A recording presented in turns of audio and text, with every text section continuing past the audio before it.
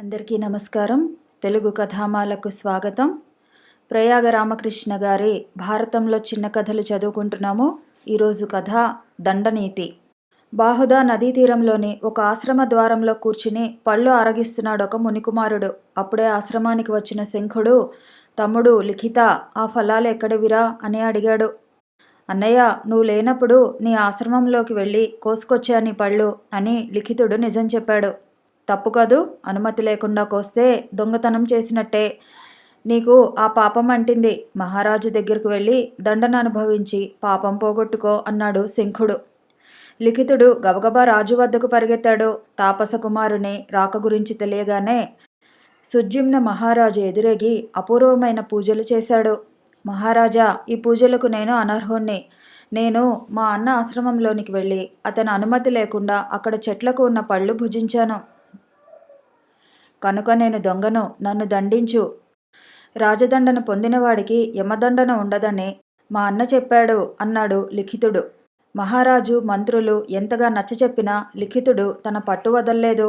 చివరికి సుజ్యుమ్న మహారాజు దండనీతిని అనుసరించి లిఖితుడి 2 చేతులు తెగ్గొట్టించాడు. లిఖితుడు సంతోషించి రాజుని దీవించి అన్న దగ్గరకు పరిగెత్తాడు. శంఖుడు తమ్ముడి మొండి చేతులు చూసి, నాయనా, మంచి పని చేశావు. నీ వల్ల కులమంతా వెలిగింది. వెళ్ళి బాహుదా నదిలో మునుగు.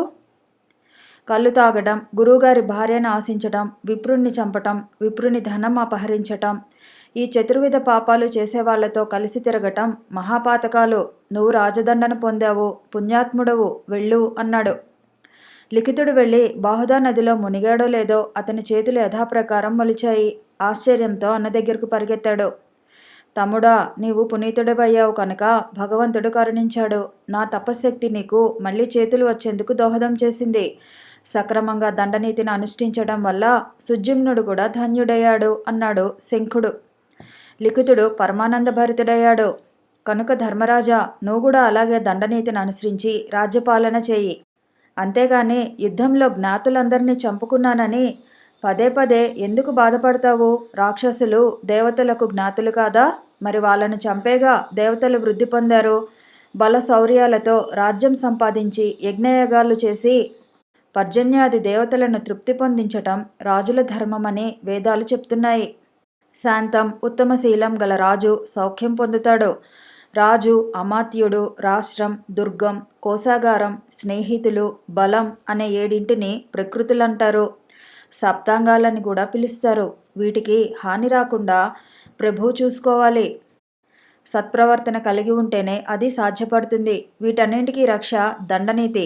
దుష్ట శిక్షణ, శిష్టరక్షణ అవసరం. రాజు అతి మృదువుగా ఉంటే మావటివాడు ఏనుగు నెక్కినట్టు ప్రజలు నెత్తికెక్కి కూర్చుంటారు. క్రూరుడైతే అందరూ తిడతారు. కనుక మార్ధవం, కాఠిన్యం సమపాలలో ఉండాలి. రాజధర్మాల్లో ఇది చాలా ముఖ్యమైనది. తపస్సు, బ్రహ్మచర్యం రాజులకు పనికిరావు. యుద్ధానికి వెనుదీయడం, ప్రజలను రక్షించకపోవటం రాజులకు పాపాన్ని కలుగు చేస్తాయి. నువ్వు ఎందుకిలా అపమార్గంలో పడిపోతున్నావు అంటూ వ్యాసమహర్షి కురుక్షేత్ర సంగ్రామ భీభత్సానికి తల్లడిల్లిపోయిన ధర్మరాజును ఓదార్చి మానసిక స్థైర్యాన్ని కలిగించాడు. మరొక చిన్న కథతో మళ్ళీ కలుసుకుందాము. ఈ వీడియో నచ్చితే లైక్ చేయండి, షేర్ చేయండి, కామెంట్ చేయండి, ఛానల్ని సబ్స్క్రైబ్ చేయండి.